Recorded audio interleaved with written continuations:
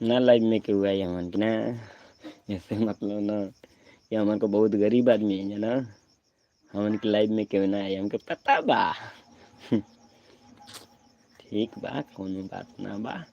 का बा यूपी में का बा यूपी में कुछ ना बा जीवन बा उ अपन बा जे बा उ देवता बा। यूपी में का बा बाबा का राज बा दहशत बाबा का राज बा चलत इंतजार बा। चल गोरखपुर में तो हके बड़ी दूर में कि गोरखपुर में तो हके बड़ी दूर में आ सरंगी देखावल जाई बाबा के मशहूर में। सरंगी देखावल जाई गोरखपुर चला सरंगी देखावल जाई भैया आज पगलाइल बा। जय बाबा गुरु गोरखनाथ।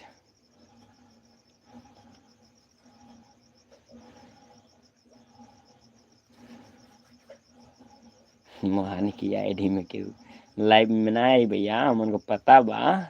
बड़ बड़ आदमी के जो है ना गरीब आदमी के कहीं बा वो तो गरीब आदमी है। ठीक बा यूपी में का बा यूपी है बिहार का बा इहो तो धरती है ना बा ना कि लाइव में ले ये भैया कहाँ है रांची भेजे वही बजा का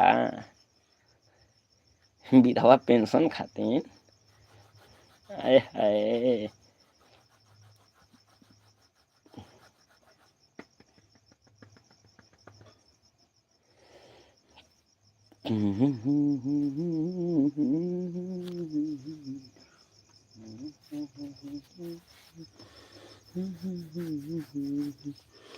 क्यों लाइव में नहीं खेल हो देखी जा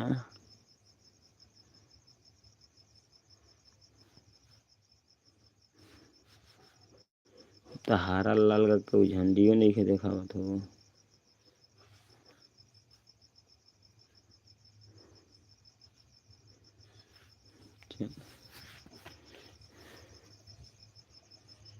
देखा जा।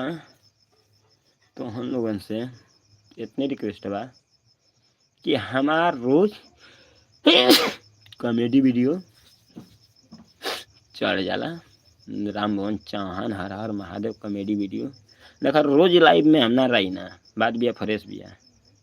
रोज लाइव में रहने में मज़ा नहीं है ठंडी में रजाई ओढ़ने से मज़ा नहीं है मज़ा बस साले में है।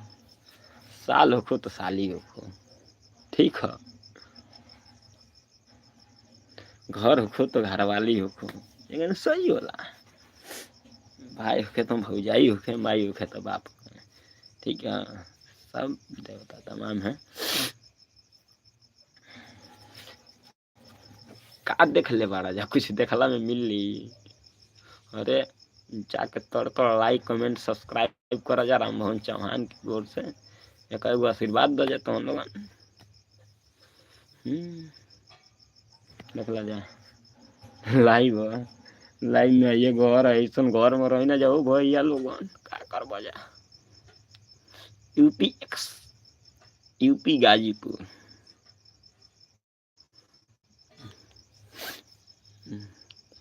क्या है नहीं है क्या है कुछ नहीं।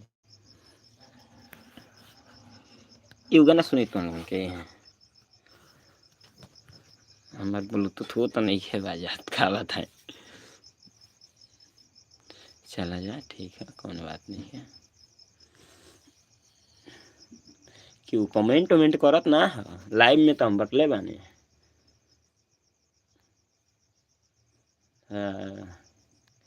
बाकी एगो तो हम लोगन से बतिया बतावत रहनी है ना सुन लो जा पूछा जा का कमेंट करा जा बताइए।